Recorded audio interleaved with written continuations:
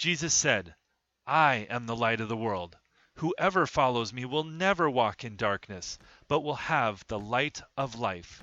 John 8, verse 12. This summer marked our 8th year of ministry in Cross Lake, Manitoba. 32 people gave up 10 days of their time to serve as missionaries in this community. Our goal for the trip was as clear as day: to share Jesus, the light of the world, in this community which has endured much darkness. We prayed that God would work in and through us during our time in Cross Lake. He did not disappoint. Here are a few of the many, many stories from our time up north. Each day in Cross Lake, we taught Vacation Bible School for about 300 amazing, crazy, love-starved kids. It was challenging, rewarding, and faith-building. We quickly realized our inadequacies, and then we marveled as we see how all-sufficient Jesus really is. One of our new team members, June, saw God at work on Monday before Bible school had even started. June's mom died when she was a little girl. She recalls her dad wasn't sure what to do with her the summer after her mom died, so he sent her to Vacation Bible School. It was there that June learned about Jesus and his unconditional love for the very first time. That experience more than 50 years ago is what motivated June to be part of our mission trip team. As happy kids gathered for the first day of Bible school in Cross Lake, there were 2 little girls who were on the verge of tears. When asked why they were upset, they told us their mom had died the day before. It's no accident that one of the first people they met at VBS was June. June was able to comfort these girls and show them the same unconditional love that she had experienced so many years before. The kids at Bible school learn about Jesus in a variety of ways: music, Bible time, videos, crafts. This year we also used puppets to teach the kids about God's presence and power in their lives. Peer pressure, fear, loneliness, and even death are subjects that we touched on using the puppets. The kids loved getting to know the personalities and struggles of these puppets. It's safe to say that they'll be a big part of our team again next summer. No age group struggles more in Cross Lake than the teenagers. They're often trying to figure out life, struggling through the same things that teenagers here do, but without the safety net of a solid family structure or a faith leader to fall back on. Additionally, college isn't even on the radar for many because of academic struggles and because the scholarships needed are controlled by the tribal band where politics can get in the way. For these reasons, we committed to spending as much time with this age group as we could. During VBS, 2 of us offered a Bible study structured like our Fire youth group here in Billings and had around 30 in attendance each day. In the evenings, much of the team headed to the Cadet Center, a youth center in Cross Lake where we offered devotions and spent time in fellowship. The fun and laughter had during this time built bridges and opened doors to more meaningful conversations. Teens talked about, and we prayed with them about, family issues, suicidal thoughts, and drug addictions, among other meaningful topics. Last year we decided to try and offer a daily women's tea and Bible study. It ended up being sparsely attended, to put it nicely. We prayerfully decided to offer it again this year, asking that God would expand the impact of this ministry. Here's a story that demonstrates how God answered that prayer.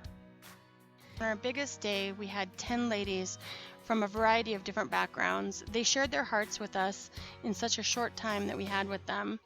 One of the ladies, she had just gotten out of prison, and while she was in prison, someone gave her a Bible, and she started reading it and decided she was going to change her life.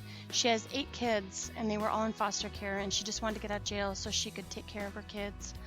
Another girl we met, she was 16, she came to our women's study. She's now in foster care, but when she was born, her mom gave her away, and then her dad committed suicide, and now her foster parents are going through a divorce. So her family is all torn up once again. She is also the one that we gave the quilt to that the ladies here at Trinity made for us, and when we wrapped her in it, she cried. It was really awesome that she was so thankful for it and thankful for our group. Since we have been home, we have stayed in contact with a lot of the ladies, and they are continuing the Bible study and devotion that we started with them, and that is such great news. This year we also had the opportunity to give out Bibles. Lots of Bibles. 800 Bibles. One of our team members is part of the Gideons and was able to raise support for us to take what equated to a small truckload of Bibles to Cross Lake. We gave away 300 Bibles to the kids who came to VBS. The day that they got their Bible, they made their own cloth backpack in our craft station. Then they put their Bible in their backpack. While they enjoyed making the backpack, it was clear that they treasured the gift of their Bible. The remainder of the 500 Bibles were given out in the community. On our last morning in Cross Lake, we announced on the local radio station that we were going to be handing out Bibles at a nearby grocery store parking lot. We started setting up for the distribution and it began to rain. The locals were telling us that a big storm was moving in and that we needed to pack up quickly. We started gathering our things, and then one of our team members stopped for a moment and said, "You know, there's a small patch of blue sky. I'm just going to pray that God brings the blue sky this way instead of the rain." No sooner had he finished his prayer than the rain began to taper off and the clouds began clearing.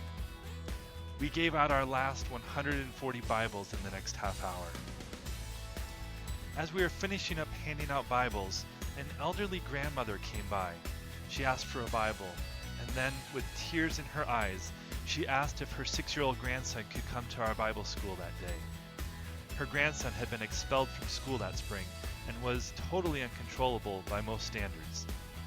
We prayed with her, and then we told her that she should definitely bring her grandson that afternoon. She showed up, not only with her grandson, but also with his 2 sisters. And the 3 of them joined us for Bible school and heard about Jesus' love. While we were in Bible school, the grandma went quickly and got 3 more children to also join us so that they too could hear about Jesus. We're grateful for the opportunity to hand out Bibles through the Gideons this year and for the many ministry opportunities that it gave us. Each of you are a part of this ministry too. Your prayers, generous support, and kindness towards our mission team are invaluable. These stories are only a small taste of what God is doing in Cross Lake, and it's difficult to fully convey the impact that the gospel is having in this community. Truthfully, the only way to really experience what God is doing in Cross Lake is to be there. So please consider joining us next year. In the meantime, we ask that you would pray along with us that the light of Jesus will continue to shine brightly in the community of Cross Lake and in each of us.